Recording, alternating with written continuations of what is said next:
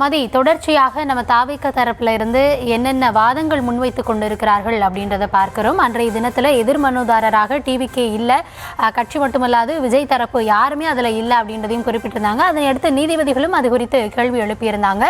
முக்கியமாக பொதுவெளியில் அவர்கள் மீது வைக்கப்பட்ட குற்றச்சாட்டை அங்கிருந்து ஏன் உடனடியாக களத்திலிருந்து கிளம்பினாங்க, அங்கே இருந்திருக்க வேண்டாமா அப்படின்றது இதே ஒரு விமர்சனம் நீதிமன்றத்திலிருந்து வந்திருந்தது. ஆனால் தற்பொழுது தாவேகா அது தொடர்பாக காவல்துறையினர் தான் விஜய் அங்கிருந்து வெளியேறும்படி அறிவுறுத்தினார்கள், அதிகாரிகள் நிலைமை மோசமடைந்து விடும், அதனால போங்க அப்படின்னு சொல்லியிருக்காங்க அப்படின்ற ஒரு முக்கியமான வாதத்தை அங்க முன் வச்சிருக்காங்களோ? அதாவது சென்னை உயர்நீதிமன்றத்தினுடைய மிக முக்கியமான குற்றச்சாட்டு என்பது, சம்பவம் நடந்த இடத்திலிருந்து விஜய் மற்றும் அவரது கட்சி நிர்வாகிகள் உடனடியாக அங்கிருந்து பறந்துவிட்டனர், பாதிக்கப்பட்ட மக்களை அவர்கள் கண்டுகொள்ளவே இல்லை என்ற ஒரு குற்றச்சாட்டு தான் முன்வைக்கப்பட்டிருந்தது.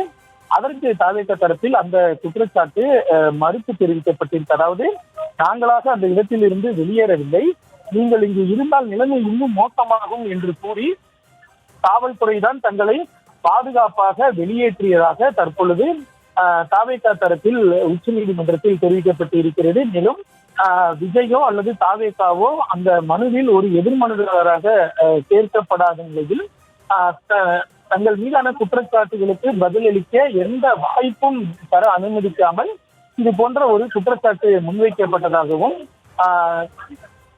தாவேகா தரப்பில் ஒரு விளக்கமானது அளிக்கப்பட்டு இருக்கிறது. இந்த நிலையில் மீண்டும் வாதத்தை பொறுத்தவரை, அதாவது இந்த வழக்கு எப்படி ஒரு கிரிமினல் வழக்காக தாக்கல் செய்யப்பட்டது என்ற ஒரு கேள்வியை நீதிபதிகள் எழுப்பியிருந்தார்கள். இதற்கு தற்பொழுது மூத்த வழக்கறிஞர் பி. வில்சன் பதிலளித்திருக்கிறார். அதாவது, இந்த முடிவை சென்னை உயர்நீதிமன்ற பதிவுத்துறை தான் எடுத்தது. அதாவது, இந்த வழக்கு என்பது ஒரு கிரிமினல் வழக்கு என கருதிதான் சம்பந்தப்பட்ட அந்த வழக்குகளை விசாரிக்கும் நீதிபதி முன்பு பதிவுத்துறை தான் வழக்கு விசாரணைக்காக பட்டியலிட்டது என்ற ஒரு வாதத்தை மூத்த வழக்கறிஞர் பி. வில்சன் குறிப்பிட்டார். அதற்கு பதில் கேள்வி எழுப்பிய நீதிபதிகள், இது போன்ற ஒரு கோரிக்கையுடன் இருந்த மனுதான் ஏற்கனவே நிலுவையில் இருக்கிறது என்ற ஒரு கேள்வியை நீதிபதிகள் எழுப்பினார்கள். இதற்கு பதிலளித்த மூத்த வழக்கறிஞர், இந்த வழக்கினுடைய கோரிக்கை என்பது அதே போன்றுதான் ஒரு நிலையான வழிகாட்டு நெறிமுறைகளை வைக்க வேண்டும் என்பதுதான் என்ற ஒரு கேள்வியை என்ற ஒரு பதிலை அவர் முன்வைத்தார்.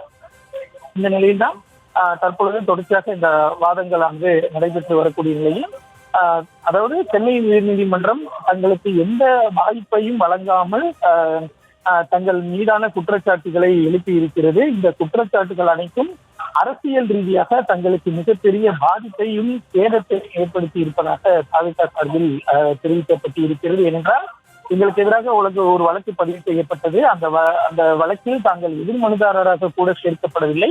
எதிர் மனுதாரராக கூட சேர்க்கப்படாத நிலையில் தங்கள் மீது குற்றச்சாட்டுகள் முன்வைக்கப்பட்டது. போலீசார் தான் விஜயை அங்கிருந்து பாதுகாப்புடன் அப்புறப்படுத்தினர்.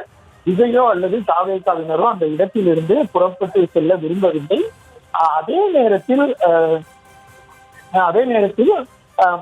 அதாவது தாவேகா நிர்வாகிகள் சிலர் பாதிக்கப்பட்டவர்களை மருத்துவமனையில் சென்று பார்வையிட விருப்பம் தெரிவித்தனர். ஆனால் அவர்களை காவல்துறை அனுமதிக்கவில்லை என்ற ஒரு குற்றச்சாட்டையும் தற்பொழுது தாவேகா சார்பில் முன்வைக்கப்பட்டு இருக்கிறது. இந்த நிலையில்தான் இது போன்ற கோரிக்கைகளுடன் ஏற்கனவே மனு ஏதேனும் தாக்கல் செய்யப்பட்டிருந்ததா, அந்த மனுவினுடைய நிலை என்ன, இது போன்ற கோரிக்கையுடன் தாவேகா சார்பில் எதுவும் மனுவானது தாக்கல் செய்யப்பட்டிருந்ததா உள்ளிட்ட கேள்விகள் எல்லாம் நீதிபதிகள் எழுப்பியிருக்கிறார்கள். அதற்கு அரசு சார்பில் ஆஜரான வழக்கறிஞர்கள் தற்பொழுது பதிலளித்து வருகிறார்கள்.